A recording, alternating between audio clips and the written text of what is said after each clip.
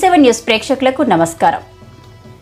భారత్లో వంటలు శుభకార్యాల్లో విరివిగా ఉపయోగించే పసుపులో విషం ఉన్నదట. భారత్తో పాటు నేపాల్, పాకిస్తాన్లో అమ్ముతున్న పసుపులో సీసం అధిక స్థాయిలో ఉన్నట్లు ఓ అధ్యయనం పేర్కొంది.